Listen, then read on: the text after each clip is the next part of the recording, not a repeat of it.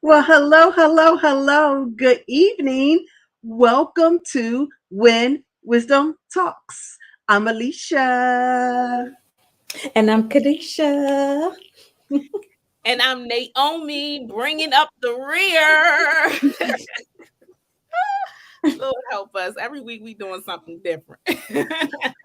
Love it.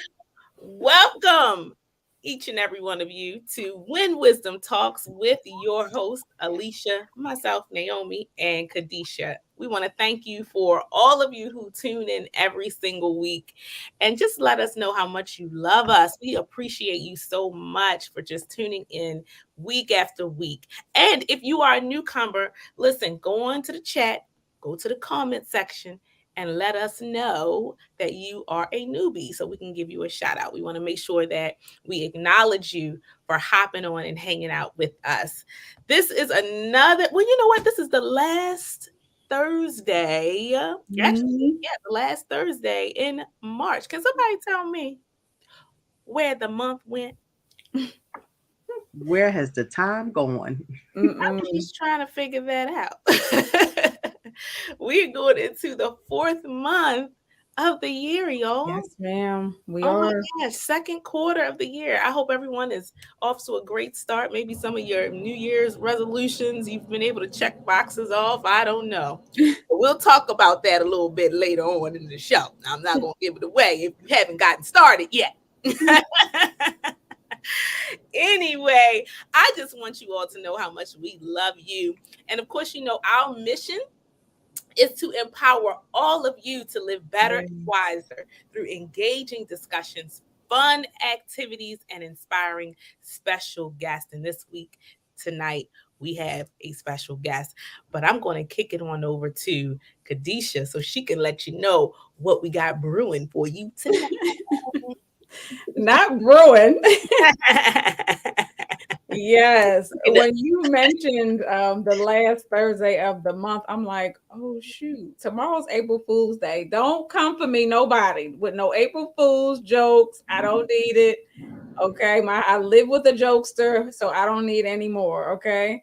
But yes, the last Thursday of the beautiful month of March, which, as you know, has been National. Okay, help me out, Alisha. Women's History Month. There you go. And so we've been celebrating women all month long, which we should do anyway. But one of the things, and I know it's not just a woman thing, but one of the things that maybe we do as women is sometimes procrastinate because we have so much on our dang on plate. And so this week we are speaking or acknowledging National Procrastination Week. So we're going to be talking about that with our special guest, who I'm so excited. She just brings me so much joy. And I know she's going to bring each and every one of you joy, but she's really going to teach and impart as well. So we're looking forward to that. But before we get into the show, you know, I have to ask you to do a few things. Go ahead and share the show. When we pop up, you may see me on my phone. I promise you I'm not texting. I am sharing the show. So I want you to grab your phone and I want you to share. If you're on Facebook, it takes 2.5 seconds to share. If you're on YouTube, you have to copy the link and share it. If you are not yet following us on Instagram, we are going to get active. I promise. Go ahead and follow us at When Wisdom Talks. Alicia already mentioned, I think it was Alicia, but make sure you're commenting as we're talking to you. We want you to talk back to us. So make sure you're commenting and put the hashtag When Wisdom Talk so we can get that trending. Of course, if you want to learn about the three of us or more about our nonprofit, which is Wisdom on the Wall Inc., you can take yourself to wisdomonthewall.com. And of course, we have books, literature, and all types of stuff you can get from there as well. If you need to connect with us, we don't want you to forget. You can definitely connect with us via social media. But if you want to send us a private email, you can do that at info@wisdomonthewall.com.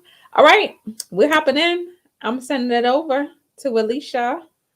Woohoo! All righty. Well, this is our segment where we're going to tell you something good.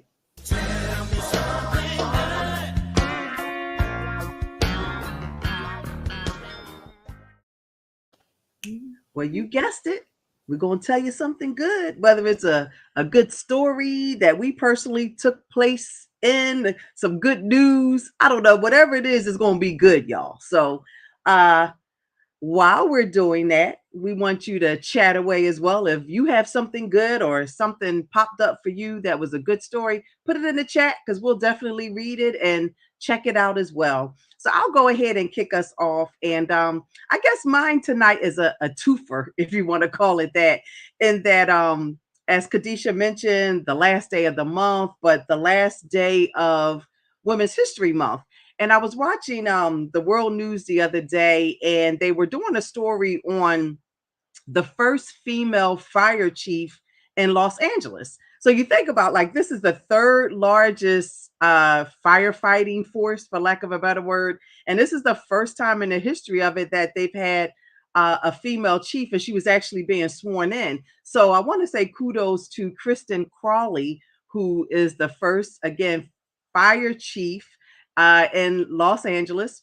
And at the end of the story, the newscaster said something that kind of caught my attention. And she mentioned, because I didn't know this, she mentioned that the very first female firefighter was a slave. And I was like, what? So, I end up doing my little research, and sure enough, it was. So, this is the twofer. We talked about Kristen Crawley. We had to talk about Molly Williams. Molly Williams, right there in her firefighter uniform, was the very first female firefighter in New York. And as a slave, she ended up volunteering with Oceanus Engine Company number 11. And she was actually called Volunteer number 11. And she really actually made a name for herself. First of all, by the way she dressed. Now, this is her in her formal, for lack of a better word, firefighter uniform. But there's another picture out there. If you end up Googling it, there's a picture of what she normally would wear in a firefight. And it would be her uniform or her dress as a slave. So you think about all the pictures we've seen where slaves, women with the dresses, and she would always wear a checkered apron. So she would actually fight fires with that. The other thing that she was noted for is her service, especially during the blizzard of 1818. And this was in lower Manhattan. And at that particular time, not only did they have this blizzard going on, but there was an influenza outbreak. And so pretty much in terms of their fire station, the men were gone. They were wiped out in terms of being sick. They couldn't, do their job. And this one particular day, she's at the fire station by herself. A call came in for a fire. She can't say, we can't help you. She goes out there on her own. And again, this is a blizzard. She's actually pulling this. It looks to me, it looks like a small a train, for lack of a better word, one of the little cabooses, but she's literally pulling this thing by herself in deep snow, again in New York. And she puts the fire out. Is the little pumper, the water pumper. I know it has an official name, but I have no clue what it is. But I'm going to describe what it did, and it just pumped the water. So what ended up happening was she gained the respect, obviously, not only from people in the community where she actually was a blessing to kind of save some lives, but from the men that she worked with. They talked about the fact that she held her own, as a female firefighter. And I think that is just so awesome. So that's my tell me something good. Again, I want to say congratulations to Kristen Crowley for that monumental and history making promotion to fire chief in LA. And I definitely want to send kudos to the late Molly Williams for being a trailblazer in a hugely male dominated field as the first female firefighter as a slave. So that's my tell me something good tonight. But I do want to say something really quickly. Like this particular month, this year for me, in terms of Women History Month, I would say has been the most profound in that Mm, I've learned so much about, as we were calling them, unsung sheroes. mhm, I think this is the first, not the first year that I learned mhm, something, but mhm. I've learned so much about different women in different fields. So I don't know if it's just that more is out there or my eyes and ears are open more, but this has Mhm. been a great Women's History Month for me in terms of learning more about our female sisters out there. So Yeah, yeah. I just feel like God is just really doing, making a move and making a stance, like with mhm, the changing of the guards as it relates to women. Like He's just really putting us in the forefront. I mean, we see with the what just happened with the judge, and like it's like the Deborahs. It's like the Deborah season. You know what I mean? Like, mhm, so I just feel I understand what you're saying, and I think it's just our time, right? It's not yeah. to, yeah. So I'll leave it there. But um, yeah, that's exciting. But I'm listening. I'm like, snow that would have checked me off the list. Fire that would have checked me off. Like God knows what we can handle. Because Kadesha would have been crossed off the list. I don't know how many times, but somebody she was the one. She was the one. So it's like that's amazing. That's awesome. So my tell me something good. So Thursdays are kind of like as I'm winding down for the week, I try to find something to do to relax sometimes. And so briefly, I was able to catch up on some Hallmark movies. And I'm just the sappy Hallmark movies. That's just me, right? So it's nothing like a good meal in front of a Hallmark. Mike's not here. Like I'm just all into it, right? But the movies were somewhat had some similar storylines. And so it included like characters who tend to overwork and didn't, forgot to prioritize family, right? And so they were reminded, at a wedding or a special occasion on how important family really is. And so it made me think about just this Saturday, we celebrated my aunt who turned 70, who looks amazing. And so she just was really like, she loved it. Like it was something small and intimate at my sister's house, but it meant the world to her. And so like her sons aren't here. And so like we're all her favorite nieces. And so we step in as as her daughters, to fill in the gap. And so her and my uncle, their birthdays are like a day apart.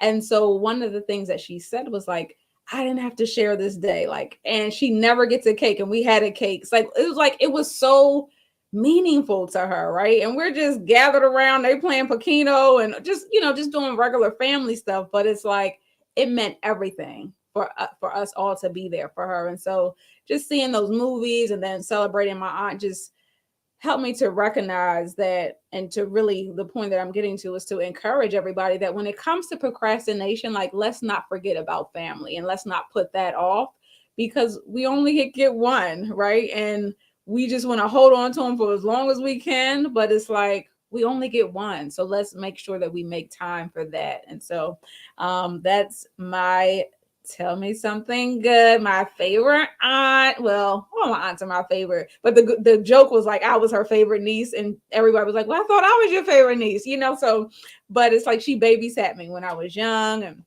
so anywho, turned 70, looking great, hoping to have her another 70 more. So, but yeah, family is key. Family's important. That's my story, and I'm sticking to Oh, it. now which aunt was that? This is, well, Aunt Jocelyn is her government name, but we call her Aunt Lolly. Oh, happy birthday, Aunt Lolly. Woo-hoo. I was going to say the same thing. So I'll just say ditto to what Alisha said. That was going to be my segue to say happy birthday. But, Kadesha, I share your sentiments. Family is so important. And I was having this conversation with my husband and just realizing that, the pandemic kind of gave us that gift, where a lot of us were forced to reconnect with loved ones, even if it was virtually or however. And I think that was one of the huge takeaways, even for me, that family is valuable and to really, really cherish your loved ones. And so Titus, my husband and I, Titus, shout out to Titus, we decided that we were going to recommit to having Sunday be that day where we disconnect from everything, work, all that stuff, and just really focus on family because it's so valuable. And especially when you have young ones, because they are not going to be that young forever. I'm thinking my son just turned 13. 5 years, he'll be 18 and he'll be off to college and doing new things. So family is so important. I'm glad you brought that up, Kadesha. Well, family, my tell me something good has to do with family. I love it because this particular video is so cool because this young lady decided to find a unique way to surprise her mother to let her know that she is having a baby. So I just want you to look at the video and, just let me know what you think. Okay, here we go. Okay, our morning booze. That time of day. Here we go. A woman in Jersey wanted to surprise her mom by telling her she was pregnant. So she gave her mom a little present, and it had a note attached. Read it. It says, "You've been promoted from dog grandma to human grandma." Oh, very nice. Do you not understand? Are you kidding me? Oh my God! Her mom didn't quite understand it first, but don't you love a mom? Mom's like, that's great. That's great. Saw that ultrasound, and then there it went. Oh, head motions came out. Oh, that is so cute. Allie Jackson. I thought that was so adorable. So shout out to all the fur moms and dads out there. I got to give you your shout out, your props. Telling you having a pet is work, I'm sure. But I just thought that was so sweet that she would surprise her like that. You've been promoted from dog grandma to human grandma, and it took mom a second. It did. And you know what's funny? Because that just shows the love of a parent. Like, it doesn't matter what you show them or give them. They're going to say, oh, that's nice, honey. Oh, that's right. Nice. Not have a clue what it is you're showing them. Have no idea what you're talking about. But because they love you and they just want to encourage you. Oh, that's nice, honey. It's like, let me just say, all the parents, that is on autopilot. If you're getting ready to be a parent, trust me, that's going to be on autopilot. That's nice, honey. You're going to go to that on default. Okay, I'm just letting you know. But I just thought that video was so sweet. And, especially during the pandemic, we saw so many people having babies and having to be creative in how they shared with the family that they were having a baby or the reveal, all of that. So I just thought that was so cool. And what makes it so wonderful is now that families are able to come back into each other's presence, it makes those announcements even more special because it's like, oh, that's so beautiful. I love the daughter. She was like, do you not understand? Exactly. I expected something a little more bigger in terms of this announcement and your reaction to it. That was funny. But when you were mentioning the fur babies, I don't know how many cars I have been behind that have a bumper sticker. I have I'm a grand pup mom or something like that. And it's just like, wow, so many people have, animals right now in place of, as she mentioned, the human babies. Yeah. It's just like, because trust me, you will get your fill with a pet as well as a child. It takes work, and you have to do for them longer than you do, your small one, because they don't ever get to cook for themselves. You're gonna have to feed them. You're gonna have to take them outside to use the bathroom. Oh my gosh. Oh my goodness. Oh my goodness. That is so true. I want a dog so bad. And it's because of that that I don't, because I'm like, it's like having a baby. I don't have time for that, but I do want a dog. I tell you, we shall Kendra see. talking about I have 2 grandcats and they are going on vacation. She said they're going on vacation. They're going on vacation with them. Oh, so okay. So Jean had to talk me off the ledge the other day. So y'all know we had that bad storm, what, a week and a half ago, snow, wind everywhere. And so I'm sitting at my desk, which is looking out the window, and I see these 2 little cats running for shelter. And I'm like, my heart, like, Lord. And then I'm like, I can't bring no cats in here. And so Jean was like, Kadesha, I know your heart.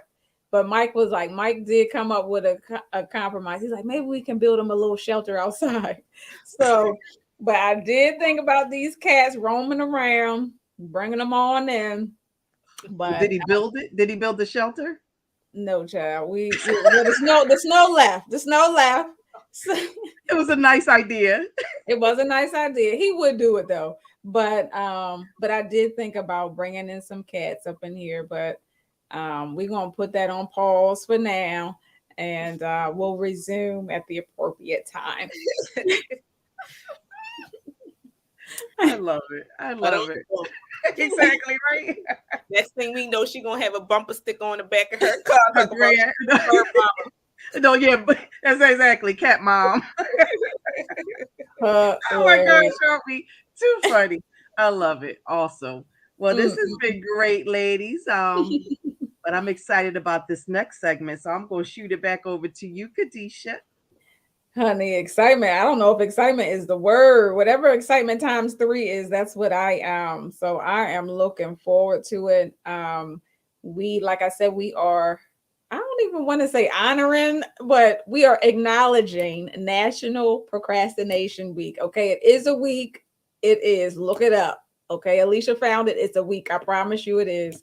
And so, seriously, on a serious note, we understand the assignment, right? So when we hear that this person's talking about it, this person's talking about it, this person, and that's really has been happening. There's been many teachers and people just speaking on procrastination. And so we feel like it's something that God wants to say to us, because we may or may not fall into the category. Okay. We may or may not, but we believe that there's something that our dear sister friend has something to say about it. And so I want to read a little bit about her. She is a clinical psychologist, Mrs. Dr. Well, how are we going to do this? Because now you got all these titles. Dr. Shalon Irvin. But she is a clinical psychologist. And Alisha talked about LA. She's on the West Coast. She's in Seattle, Washington. She was my dear roommate. First of all, she's already an angel because she was my roommate when I was super raw and uncut. Okay. Spelman College, freshman year, 18, straight from the city of Wilmington, and had no sense. Okay. So already she gets kudos for that. But she really does a lot of work in mental health, and she's passionate about it. She has a private practice. She has worked with the VA in several places in Atlanta, VA, West Virginia VA, and now she's back, like I said, on the West Coast. And she does a lot of talks on anxiety and PTSD. Like, she toured all the way up at the Live on Purpose conference because she helped us to recognize that veterans aren't the only ones that experience PTSD. And so she just really opened up our eyes. And so nonetheless, she just recently did a talk on procrastination at the church. And I'm like, can you come on the show? Because that's what we're talking about. So without further ado, we are going to bring out my sister friend, my girl, my sister from another mother, Dr. Shalon Irvin. Hey, y'all. Glad to be here. Glad to have you. Thank you again for making the time, my dear. Of course. I moved stuff around so I could be here because this is important, and I want to be here with y'all. So we want you to get us all the way unstuck, honey. So I know you said that you were, I think it was just this weekend, you did a talk at a church. Mm-hmm. And so it's just been that word procrastination has been lingering in the spirit. So talk to us about procrastination. Like, I mean, we know what it is, but like if you want to define it, but tell us where, okay, how can we get unstuck? What are the root causes? Like, take us deep. just, just get us all the way together. So procrastination, how I am defining it while I'm talking to you, because I believe operational definitions are important. Because sometimes we use a word and it means something different to each of us. So what I'm speaking on is the action of unnecessarily and voluntarily delaying or postponing something despite knowing that there's going to be a negative consequence for doing so. So not doing it, knowing that there's a consequence, but just not doing it. I fall in that category often. So I'm preaching to myself as I'm talking to y'all. So we're in this together. But that is how I would define procrastination. I think that encompasses everything in it, but there are subcategories of procrastination. So sometimes when people say the word, what the reason they are procrastinating may be a little different. So that is why there's not a one fix for everybody. Everybody. So root cause may be different, and until we get to the root cause, we can't get unstuck.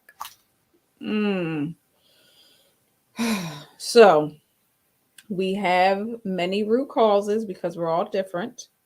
But what are there some common themes as it relates to, okay, this girl or this guy is procrastinating because of X? Yes. So for some, it may be perfectionism. If I can't do it perfectly, I'm just not going to do it all. So then they wait until the last minute. For some, it may be fear of failure. I don't want to start because this is new to me and I'm used to excelling and I'm not sure I will excel. So I'm just going to not do anything. Some fear that others will be critical of what they do. So they just don't do it. Avoidance is a big one, just because all of that encompasses avoidance. Sometimes that can tap into our low self-esteem because once again, if we don't know we can excel, we may not touch on it. Some of us have self-deprecating talk. So when we hear that talk, it can pause us and make us not move forward. Depression and anxiety can come as a subproduct of procrastination or even trauma. Sometimes moving forward can be related to those, so people don't do them. Some people also have trouble focusing. So if you have trouble focusing, it's going to be hard to complete a task. So it can appear as procrastination. Wow. And in addition to that, a lack of vision. So sometimes people do stuff that doesn't fit into their vision for life, or they haven't tapped into their vision for life.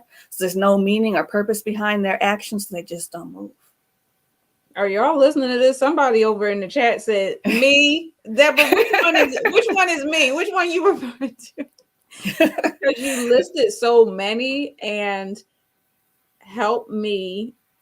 Because to me, when you said these things like fear of failure, fear of critical, like perfectionism, like to me, I feel like this stuff started when we was a kid.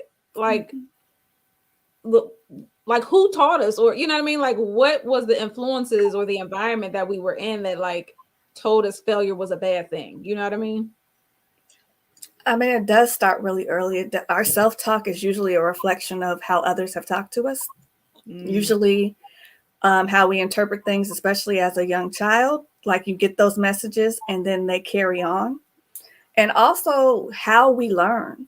Like we all learn very differently, but in the modern school system, this is how you learn. And if you don't learn this way, there's a problem with it. And that often causes procrastination because we have creative minds. We have people who learn through auditory. We have people who learn through doing.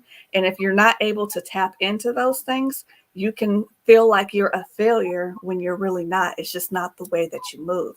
So we really have to look at it broader versus this very narrow scope, because there's not a narrow scope because we're all unique. And that also causes us to not tap into who we are and what our vision is, and then we get stuck. Wow.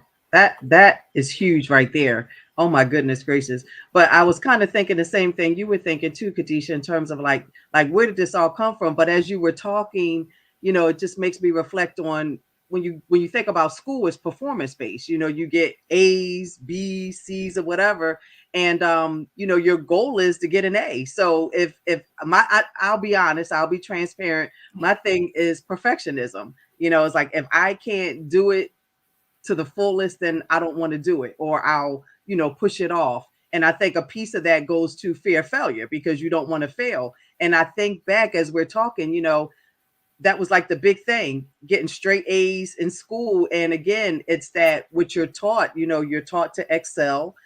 Nobody wants you to fail. And it kind of can get warped, you know, if you're not looking at it correctly. So yeah, that's awesome. Thank you for sharing that piece of it. And as you say, failure, one thing that we need to really look at is what is our relationship with failure? Does failure, when you don't complete a task, mean that you are a failure? Or does it mean that you just weren't able to do that task and try again? So the closer we connect what we do with who we are, the more likely we're going to procrastinate and fall into this cycle, because what we do is not always who we are. It's deep. Oh my god. But I'm sitting here thinking about, and Naomi, you have children, so chime in. It's like, how I'm so concerned about our little people, right? Like, how do we retrain them and restructure their school environment if we know this? Like, how do we do it differently? You know, I mean, we're older, right? And I mean, we still can change, but I'm like, man, they're so impressionable at that age. It's like, how can we prevent them from getting to where we are in our adult age, you know? A lot of it is your reaction to when they fail.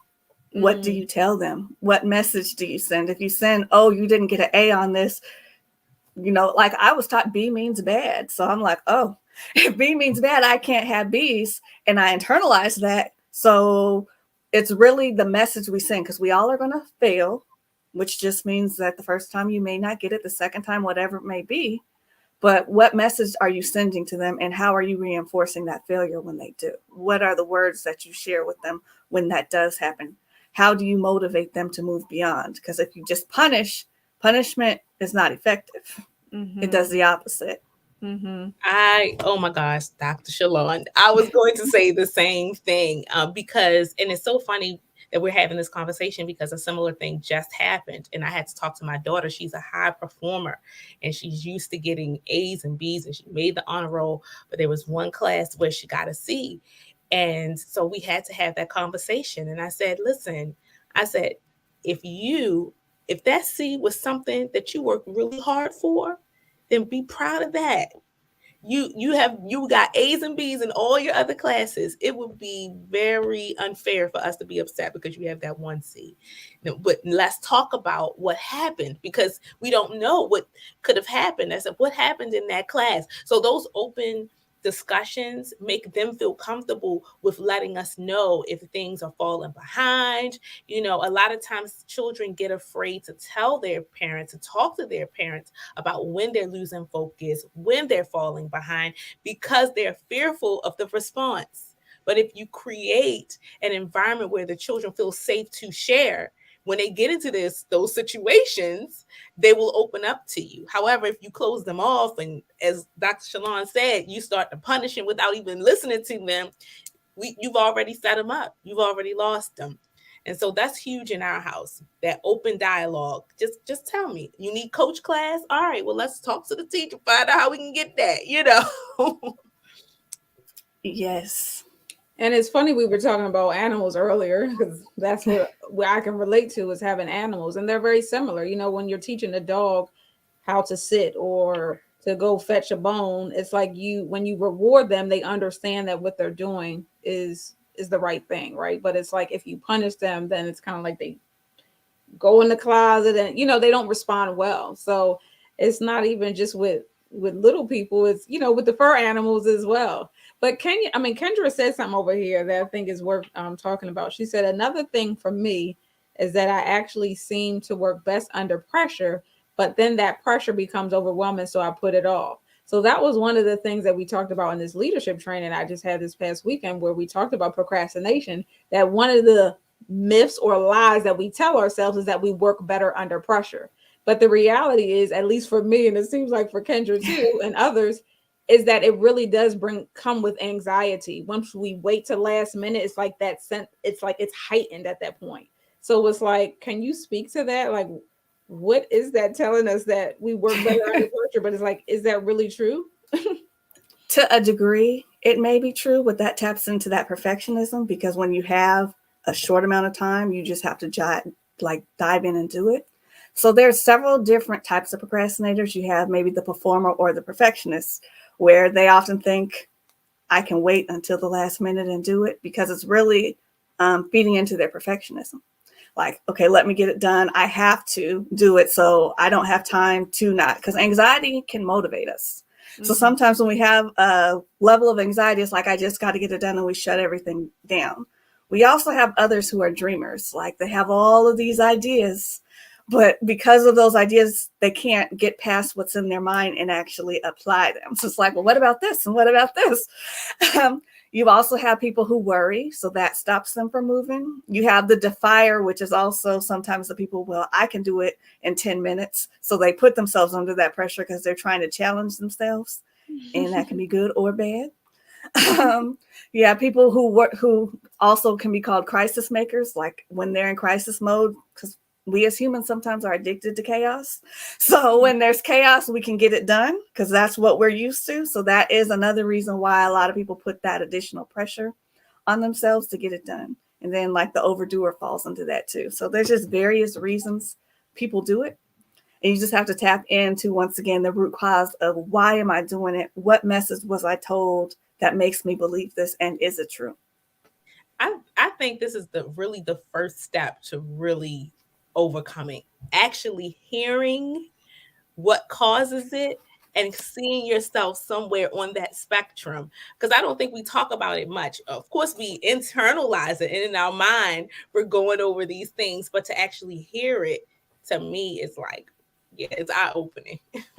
I want to take it a step further, because oftentimes the message that we get when we hear about procrastination is that it's due to a lack of motivation or lack of discipline or lack of self-control. So once again, if you're internalizing that message, whether it may be or not, you're already punishing yourself. Like, I'm not motivated. Why can't I be motivated? I must not have discipline because I can't get this done, or I have no self-control because my mind is wandering. But there's a new school of thought, which I buy into, that says procrastination is really an issue with managing our emotions. We have an interesting relationship with emotions. We gravitate to good emotions and we don't want bad emotions, but I don't believe they're good or bad. It's what we do with the emotions, because emotions are just signals to us to let us know how in tune we are with our environment. So when we ignore those emotions, then we put ourselves in bad situations. So really, it's not about, so this new school says it's not about managing your time. It's more about managing your emotions. So if you think about a task and it brings you anxiety, you may not start it. You may decide, I'm going to clean up today, even though cleaning is not fun. You're like, I'm still productive, but I'm just not doing the tasks that I set forth, because that task may bring on fear, may bring on anxiety, may bring on guilt. So we have to also look at that emotional component, because the emotions really tell us a lot about ourselves. That is so good. And that seems so true, because when you think about it, when you think about being a perfectionist or the fear of failure, there are emotions that are tied to that. So if you're trying to avoid the negative emotion, then it's going to cause you to do that. That's why you the doctor. When I heard it explained by that, I could believe it. Because once again, going back to the punishment, like when I heard it, you're just not disciplined. It didn't motivate me to be disciplined. It motivated me to self-deprecate and to say, why can't I? And to start trying to be more disciplined when that wasn't really the issue. It's, I'm anxious about this. This is scary for me. I'm fearful. This reminds me of something in my past where I failed. So that's what we're holding on to, not so much the time. And until we process through that, procrastination is going to stay, and that's how we're going to stay stuck. So you're stuck in the emotion. Wow. I'm sitting here like, I'm just going to have to replay this slowly a few times, because it's so much. But it's making me want to like just sit and self-reflect and figure out exactly what is those root causes. I mean, I feel like I have a piece of a lot of them, But like, what is that root cause? But now the emotion thing that you're saying, that's just bringing up, like, that makes me want to just sit and think, okay, well, what emotion comes when I have to do a certain task, So being more intentional about paying attention to the emotions that I'm feeling when certain activities or tasks are brought before me. This is like, yes. So that's why when the person was saying me, and you could fit in several categories, that is common because you may procrastinate for different reasons for different tasks. That's good. Like some people, like my phone will ring and I'm like, I know they're going to bring a lot on this conversation, so I don't feel like calling them back right now. But then I'll get on the phone and call somebody else. So it's like, it's not the phone call. What is the reason I'm procrastinating and doing that? So you have to look at, you may fit in all those categories for different tasks in your life. wow. And so you saying that, and I remember you doing that in school, but you saying that is like, because some of us avoid conflict, right? So, or don't want to confront conflict, because I'm like, dang, I'm thinking about somebody I need to call now in terms of a client. And I'm like, how are we going to maneuver this? But it's like, I don't, we don't want to bump heads, but that could be the cause of why I would procrastinate or something like that. They are blowing the chat up, honey. Let's see. We have, oh, hey, Darlisa, she's on there. We have Daryl's on here. He said, I got in trouble in school. That's why Alicia's so smart. Because he was getting all the beatings. He helped her get good grades. That is too funny. Them personal stories. Let's correct that. He did not help me get good grades. Well, I guess because he was deterring them by getting the beatings. Is that what he's saying? Bless his heart. Here go Aunt Linda. What's Aunt Linda say? That's me. I'd rather be under pressure in order to do what I have to do. And that pressure thing can also serve as another motivating factor, not necessarily in a positive way, but if I tell myself, well, I did this the night before. Had I done it earlier, I might have got 100. So it gives you wiggle room to not feel like you are a failure because you are blaming the time factor on it. Oh, wow. Creepers, this is like next level stuff. Who would ever have thought that? Oh my God. You start ahead of time and then you still don't. What message does that send once again? Wow. I feel like, are there any, do you recommend any resources, any books that talk about this stuff? Like, I wouldn't say necessarily books, but I would, because I'm a therapy advocate. I'm a therapist who has a therapist, so I'm just not preaching to the choir. That reflection piece you spoke on is so important, but sometimes reflecting in our own thoughts won't do it, because our own thoughts have been filtered through our own lens of life. So reflecting with either an accountability partner, finding a therapist, finding a coach, so where they can point out patterns that you may not see. I think the act of doing is so important. So yeah, you can read up on this, but then if it's causing you not to apply it, you're nowhere closer to your goal. So I would say having that accountability partner, and a lot of us don't want to have that accountability partner, because I know, like, when I have a task, I'm like, I don't want them to know I'm not on my stuff. So it's just going to stay here.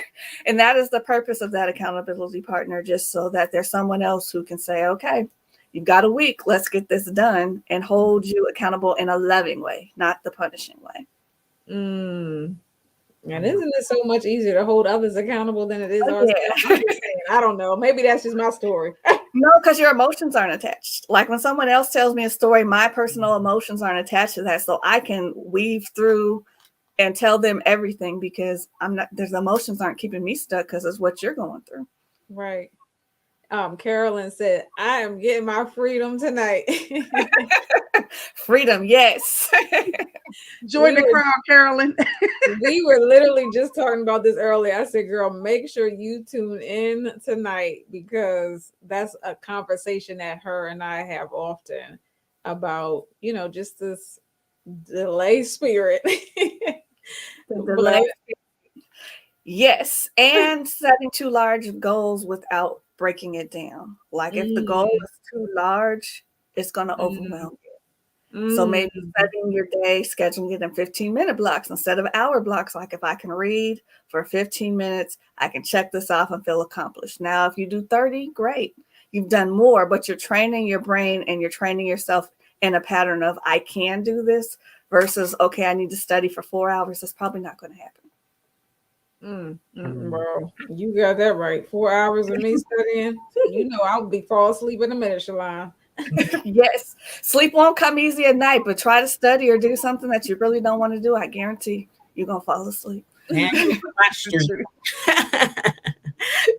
Wow. So, what if there is one? Because there may be one that may not know if they're procrastinating, or like, are there some signs that or something that's pointing us like, okay, you may be headed down this line or down this path, like, or what do we do if we're going down that path? How can we make a turn, make a shift? So recognize how you spend your day. So look at your day and say, how am I getting it started? Once again, going back to, are there certain tasks that get done very quickly?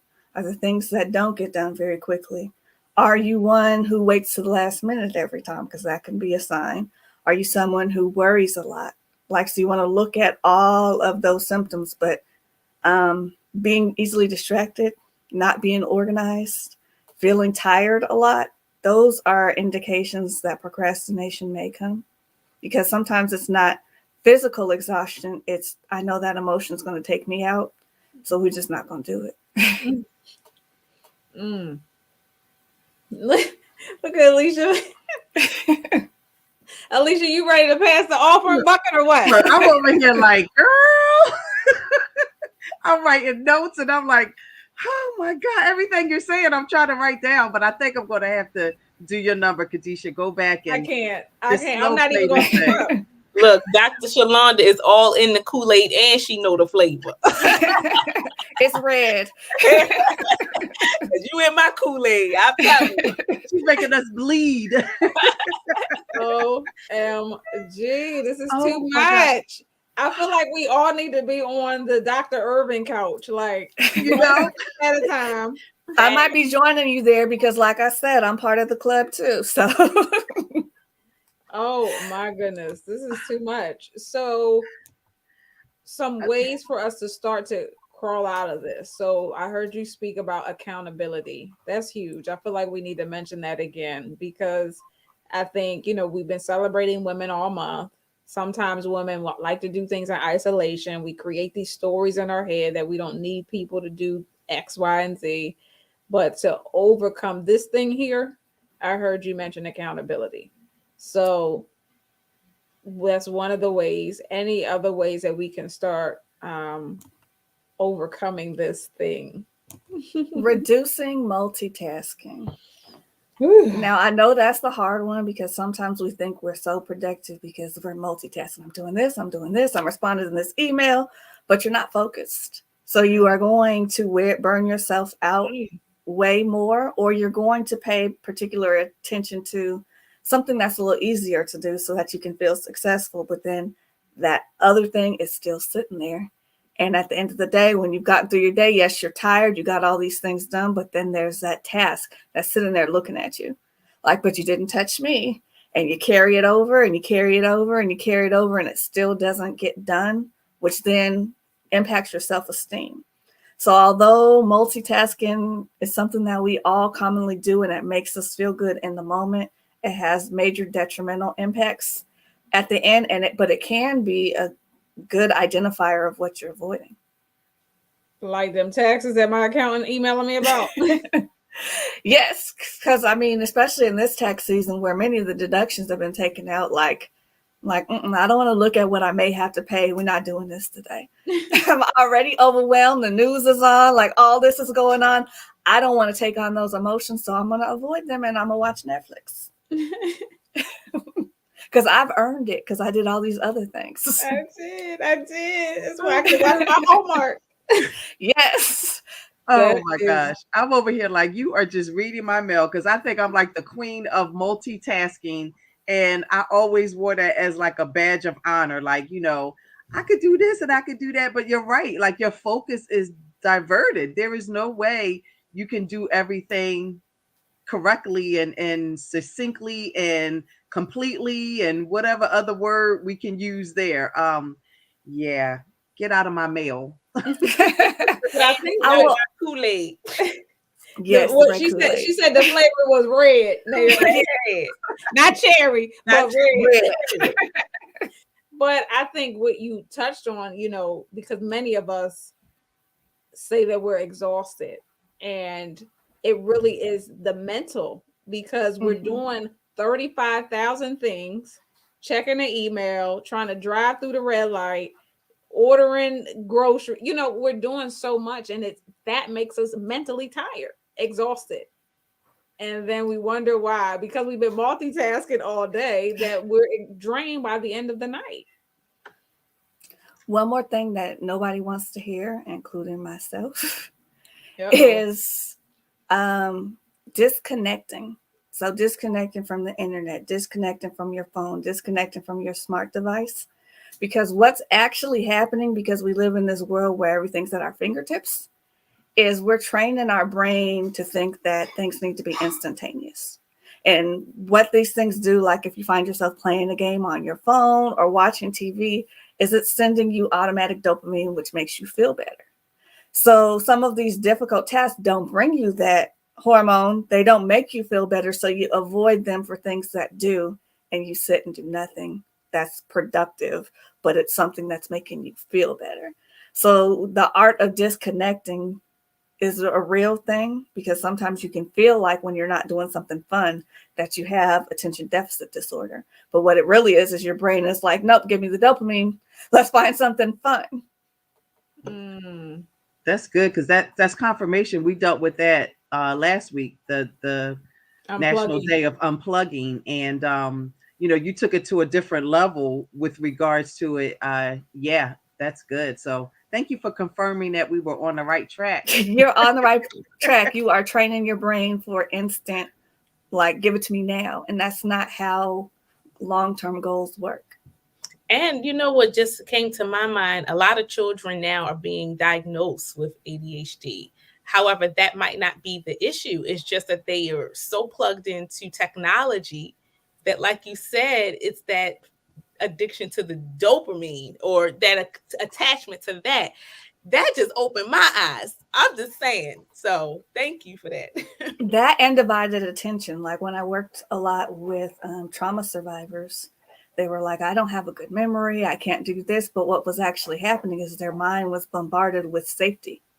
So they weren't hearing what was happening. They weren't in tune. So sometimes what we think when we have a bad memory is not truly a bad memory. It's you're not forming the memory because your mind is somewhere else. Mm. And that's really deep for, some of the students, particularly who are in inner cities. How can they focus on English, math, and social studies if they have things going on at home that require their attention, So that's deep. And that That's fits in with procrastination. mm-hmm. Especially nowadays, like we are being conditioned to think that this chaos we're living in is normal. And yes, it may be normal in the sense of it's happening frequently, but it's not healthy. And there's a difference between what's normal and what's healthy.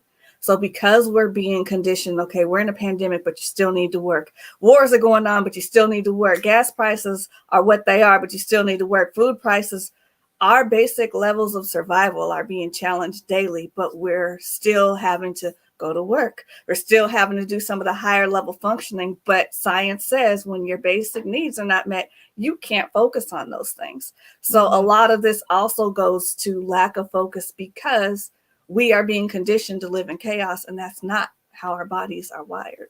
Mm-hmm. Mm-hmm. Speaking of gas, I was told my client from California is over here today, and she was like, "Oh my, I love these gas prices over here." So apparently, ma'am, y'all are, well, I don't know where you are in It's Washington, still but high. $6 and $7.